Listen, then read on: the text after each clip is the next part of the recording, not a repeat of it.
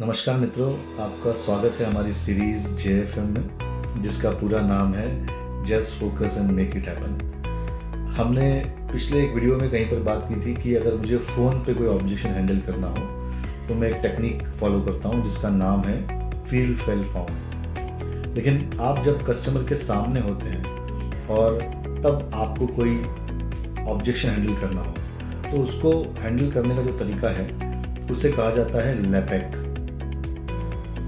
अगर मैं लैपेक की बात करूं तो ये शब्द है LAPAC, जिसमें L का मतलब है लिसन, A का मतलब है एक्नॉलेज, P का मतलब है प्रोब, A का मतलब है आंसर और C का मतलब है कंफर्म। अब इसको एक बार इस तरह समझते हैं कि अगर किसी व्यक्ति ने कोई ऑब्जेक्शन किया तो पहले मैं उसकी पूरी बात सुनता हूँ, उसको मैं बीच में काटता नहीं हूँ।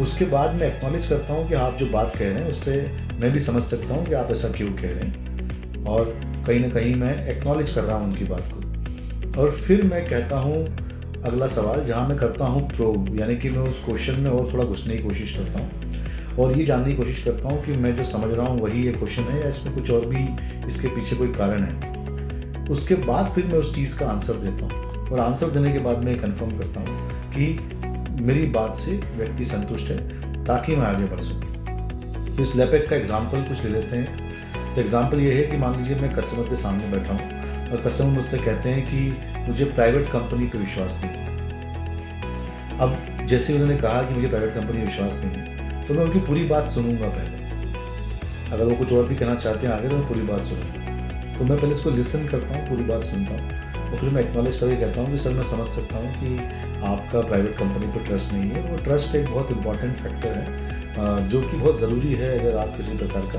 लाइफ इंश्योरेंस खरीद रहे हो। सर क्या मैं जान सकता हूँ कि आपका कोई पर्सनल एक्सपीरियंस रहा है प्राइवेट कंपनी के साथ में जो ख़राब रहा है, या फिर आप इन जनरल मुझसे ये कह रहे हैं, आमतौर पर ये कह रहे हैं कि आप प्राइवेट कंपनी के साथ डील नहीं करते, तो कोई ख़ास कारण है या और कोई जानकारी है इसके बारे में।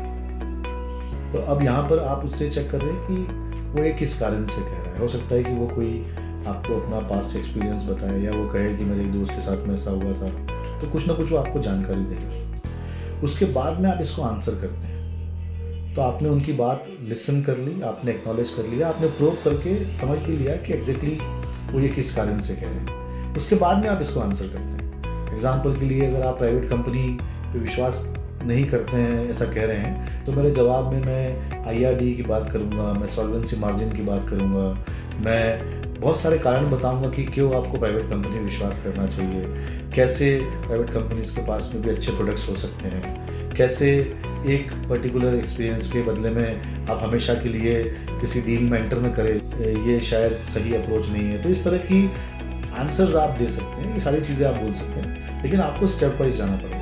और जब आप ये आंसर कर देते हैं तो उसके बाद में आप कंफर्म करते हैं कि सर मैंने आपको जो उत्तर दिया क्या उससे आप संतुष्ट हैं, या आपका मन में कोई सवाल हो और आप अभी भी कुछ पूछना चाहते हैं तो आप बताएं, मैं कोशिश करूँगा उसका जवाब देने की। तो बेसिकली ये जो स्टेप आप फॉलो करते हैं इससे फ़ायदा ये होता है कि आप ऑब्जेक्शन स्पाइरल में फंसने से बच जाते हैं। ऑब्जेक्शन स्पाइरल क्या है कि मैंने कोई ऐसा जवाब दे दिया कि बाद में वो बातचीत जो है वो बहस में कन्वर्ट हो गई। तो आपको रिएक्ट नहीं करना है ऑब्जेक्शन पे, रिस्पॉन्ड करना है। और रिस्पॉन्ड करने का सही तरीका जो है उसमें से एक तरीका है लैपेक।